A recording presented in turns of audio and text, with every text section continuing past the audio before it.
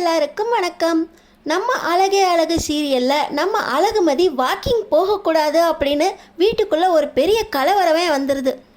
இந்த நேரத்தில் நம்ம அழகுமதி நான் ஜாக்கிங் போகிறது உங்கள் பார்வைக்கு தான் தப்பாக தெரியுது அப்படின்னு ராகவனை எதிர்த்து பேசுகிற ராகவன், நம்ம வீட்டுக்குன்னு ஒரு சில கட்டுப்பாடுகள் இருக்குது, அதெல்லாம் கடைபிடிச்சாதான் வீட்டில் சந்தோஷமாக இருக்க முடியும். இந்த மாதிரி எதிர்த்து பேசினா இந்த வீட்டில் இருக்கிறதுக்கு எந்த ஒரு தகுதியுமே உனக்கு கிடையாது அப்படின்னு நம்ம மதிக்கு எடுத்து சொல்லிக்கிட்டு இருக்க நம்ம அழகுமதி ஜாகிங் போகிறதுல எந்த தப்பு இல்லையே அப்படின்னு ராகவனுக்கு எடுத்து சொல்ல, ராகவனுக்கு பிபி எகிரி மயக்கமே போட்டு விழுந்துடுறாரு.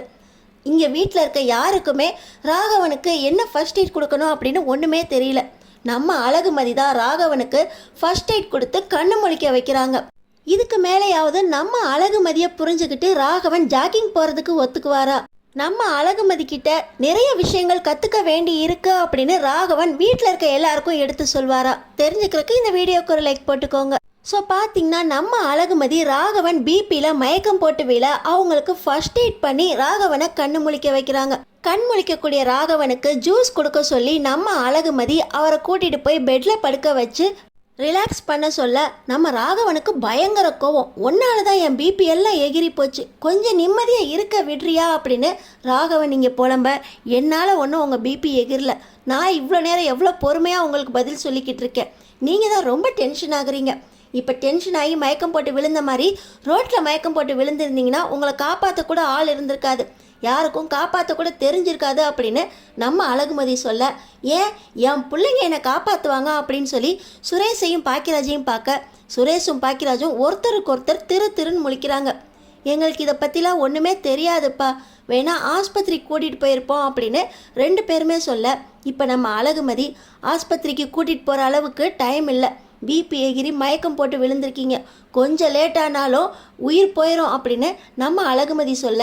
ஏதேதோ நிறைய விஷயம்லாம் கற்று வச்சிருக்க போல அப்படின்னு சொல்ல, இதெல்லாம் தான் கற்றுக் கொடுப்பாங்க, எனக்கு வாக்கிங் போகிறது எவ்வளோ நேரம் போகணும், என்னென்ன எக்ஸசைஸ் பண்ணணும், என்னென்ன யோகா பண்ணணும் அப்படின்னு எல்லாமே தெரியும் அப்படின்னு நம்ம அழகுமதி சொல்ல, பரவாயில்ல ரோட்டில் ஜிங்குன்னு ஓட மட்டும்தான் செஞ்சேன்னு நினச்சேன், இதெல்லாம் கூட தெரியுமா, பரவாயில்லையா அப்படின்னு சொல்ல, இந்த மாதிரி ரோட்டில் ஜாகிங் போகும்போது நிறைய பெரியவங்க வருவாங்க, அவங்களுக்கு நான் நிறைய ஃபர்ஸ்ட் எய்ட்லாம் கொடுத்துருக்கேன், எல்லாருமே ஒரே நேரத்தில் ஒரே மாதிரி இருக்க மாட்டாங்களே அப்படின்னு நம்ம அழகுமதி சொல்ல, ராகவன் சரி நீ இருந்ததுனால இப்போ காப்பாற்றிட்ட, இதுக்கு மேலே எனக்கு டென்ஷன் வராமல் பார்த்துக்கோ அப்படின்னு இப்போ ராகவன் சொல்ல, நான் மறுபடியும் சொல்கிறேன் என்னால் உங்களுக்கு டென்ஷனே வராது அப்படின்னு நம்ம அழகுமதி சொல்கிறாங்க. டேய் இதெல்லாம் இந்த பிள்ளைகிட்ட கேட்டு கற்றுக்கிறது இல்லையா, பொம்பளை பிள்ளை எப்படிலாம் என் உயிரை காப்பாற்றிருக்கு, நீங்கள் திருன்னு முழிச்சுக்கிட்டு இருக்கீங்க, போங்க போய் வேலையை பாருங்க அப்படின்னு சொல்லிட்டு இப்போ நம்ம ராஜலக்ஷ்மியை ராகவன் கூப்பிட்றாரு.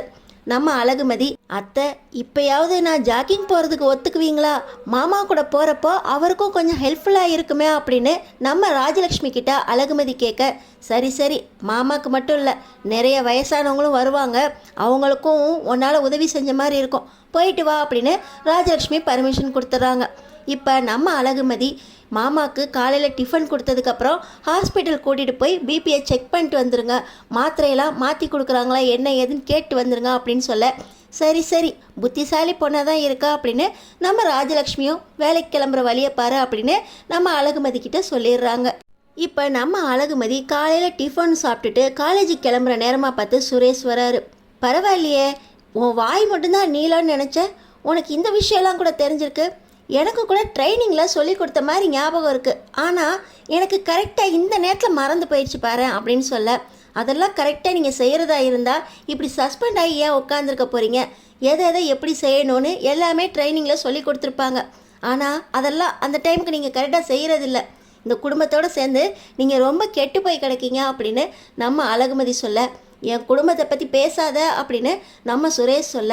அதை அப்படி தான் பேசுவேன், ஒரு பொண்ணை மிரட்டுறது என்ன, காலேஜ் ஸ்டூடெண்ட்டை வந்து மிரட்டி அடிக்கிறது என்ன,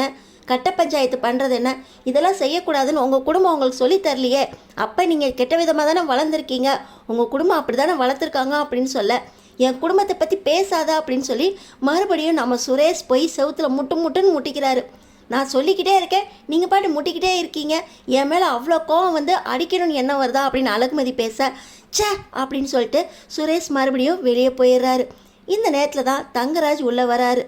அழகுமதி உங்கள் அப்பாவும் உங்கள் அம்மாவும் உங்ககிட்ட பேசணும்னு சொன்னாங்க, எங்கே கிளம்பிக்கிட்டு இருக்கா அப்படின்னு தங்கராஜ் கேட்குறாரு. அது உங்கள்கிட்ட சொல்ல வேண்டிய அவசியம் இல்லையே அப்படின்னு இப்போ நம்ம அழகுமதி சொல்ல, என்கிட்ட சொல்லாமல் வேற யார்கிட்ட சொல்லணும் அப்படின்னு தங்கராஜ் கேட்க, நான் வேலைக்கு கிளம்புறேன் அப்படின்னு அழகுமதி மூஞ்சில் அடித்த மாதிரி சொல்ல, நீ மட்டும் வேலைக்கு போகிற, என் மச்சான் பாரு வேலை சஸ்பெண்ட் ஆகி வீட்டில் இருக்கான், அவனுக்கு ஒரு வழி பண்ணு அப்படின்னா நீ கேஸை வாபஸ் வாங்க மாட்டேங்கிற, சாயந்தரம் வர்றப்போ உங்கள் அப்பாவையும் உங்கள் அம்மாவையும் பார்த்துட்டு வா அப்படின்னு தங்கராஜ் சொல்கிறாரு. என் வீடு இதுதான், அந்த வீடு என் வீடு இல்லை, எங்கள் அப்பா அம்மாவும் எனக்கு இல்லை, இந்த வீட்டில் தான் நான் இருப்பேன், இந்த வீட்டில் வச்சு எது பேசுறதுனாலும் பேசுங்க, ஏதோ கல்யாணம் பண்ண பாவத்துக்காக நான் இந்த வீட்டில் யார் என்ன சொன்னாலும் கேட்டுக்கிறேன் அப்படின்னு நம்ம அழகுமதி சொல்கிறாங்க. என்ன சொல்லிக்கிட்டே இருக்கேன், உங்கள் அப்பா அம்மா பேசுகிறத கூட கேட்குறதுக்கு உங்கள் வீட்டுக்கு போக முடியாதா அப்படின்னு தங்கராஜ் சொல்கிறாரு. மாமா அவளை விடுங்க மாமா, அவள் யார் சொல்கிறதையும் கேட்க மாட்டேங்கிறா அப்படின்னு சுரேஷ் சொல்ல,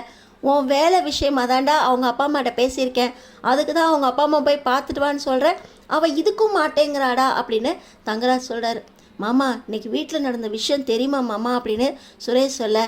என்ன பண்ணியிருக்க போகிறா, எல்லாரையும் போயான்னு சொல்லியிருக்க போகிறா அப்படின்னு தங்கராஜ் சொல்ல, மாமா என்ன மாமா இன்னும் நீங்கள் அதை விடலையா, இங்கெல்லாம் யாருக்குமே தெரியாது மாமா, அப்படிலாம் சொல்லாதீங்க அப்படின்னு சுரேஷ் சொல்கிறாரு. வேறு என்னடா பண்ணா அப்படின்னு தங்கராஜ் கேட்க, மாமா இன்னைக்கு ஜாகிங் போனாலா, அப்பாவுக்கு ரொம்ப கோவம் வந்து சிங்கு சிங்குன்னு ஓடுறான்னு சொல்லிட்டாங்க, உடனே அப்பாவை எதிர்த்து இவ பேசினாலா, அப்பாவுக்கு பிபி எகிரி மயக்கம் போட்டு விழுந்துட்டாரு, உடனே நம்ம அழகுமதி தான் அவருக்கு ஃபர்ஸ்ட் எய்ட் கொடுத்து கண்ணு முழிக்க வச்சா அப்படின்னு நம்ம அழகுமதியை பற்றி சுரேஷ் பெருமையாக சொல்ல, இதில் பெருமைப்படுறதுக்கு என்னடா இருக்குது, 2 ஆம்பளை பசங்க வீட்டில் இருக்கீங்க, உங்கள் அப்பாவை கண்ணு முழிக்க வைக்க கூட தெரியாதா அப்படின்னு இப்போ தங்கராஜ் சொல்ல, மாமா எங்களுக்கு தெரியாதே மாமா அப்படின்னு சுரேஷ் சொல்ல, டேய் இப்படி பொண்ணுங்க முன்னாடி மானத்தை வாங்கிட்டு நிற்கிறீங்களேடா, பிபி வந்து மயக்கம் போட்டு விழுந்தா ஃபர்ஸ்ட் எய்ட் கூட பண்ண தெரியாதா, பொம்பளை புல்லு அவள் எவ்வளோ அழகாக ஃபர்ஸ்ட் எய்ட் பண்ணி வீட்டில் நல்ல பேர் வாங்கிட்டா, நீ என்னன்னா தெரியாதுன்னு கையை விரிச்சிட்டு நிற்கிற அப்படின்னு தங்கராஜ் சொல்ல, அப்படிதான் மாமா நின்றுட்டோம் அப்படின்னு சுரேஷ் தங்கராஜ் கிட்ட சொல்ல, சரி சரி இதெல்லாம் வேற எங்கேயும் போய் சொல்லிக்கிட்டு இருக்காத, உங்களுக்கு தெரியாதுன்னு மற்றவங்களுக்கு தெரிஞ்சா உங்களுக்கு தான் அசிங்கம், பொம்பளை பிள்ளை எவ்வளோ அழகாக நல்ல பேர் வாங்கிட்டு போயிட்டா, இவ ஆளால் மயக்கிறதுக்கு நல்ல வித்தையை கட்டி வச்சிருக்காடா, தப்பையும் பண்ணிட்டா, சிங்கு சிங்குன்னு ஓடிட்டு திட்டு வாங்குற நேரத்தில் அவரை பொழைக்க வச்சு நல்ல பேர் வாங்கிட்டு போயிட்டா, நாளையிலேருந்து மறுபடியும் ஜாக்கிங் போவா, அவன் நினச்சதை சாதிக்கிறதுக்கு ஒரு வித்தையை கட்டி வச்சிருக்காடா, பாரு வேலைக்கும் கிளம்பிட்டா, இப்போ அவள் வேலைக்கு போயிடுவா, இன்னையிலேருந்து அவள் வேலைக்கு போயிட்டா, நீ தாண்டா வீட்டில் சும்மா இருக்கணும் அப்படின்னு தங்கராஜ் சொல்ல, மாமா அவளை போய் அவங்க அப்பா அம்மாவை பார்த்துட்டு வர சொல்கிறேன் மாமா அப்படின்னு சொல்ல, அவள் தான் மாட்டேன்னு சொல்கிறாளேடா, இவளை என்ன பண்ணுறதுனே எனக்கு தெரியலையா அப்படின்னு தங்கராஜ் திருன்னு முழிக்க, நம்ம சுரேஷ் எதை சொன்னாலும் கேட்க மாட்றா, இவளை எப்படி சமாளிக்கிறதுனே தெரியலையே அப்படின்னு தங்கராஜ் கிட்ட சொல்ல, இவளை திமிர அடக்கிறதுக்கு தாண்டா உனக்கு கல்யாணம் பண்ணி வச்சுருக்கேன், திமிர அடக்க முடியாதுன்னு சொல்லிக்கிட்டு இருக்க அப்படின்னு சுரேஷை தங்கராஜ் திட்ட. அடுத்தடுத்து என்ன நடக்க போகுதுன்னு தெரிஞ்சுக்கிறதுக்கு நம்ம சேனலை சப்ஸ்கிரைப் பண்ணி தொடர்ந்து பாருங்கள்.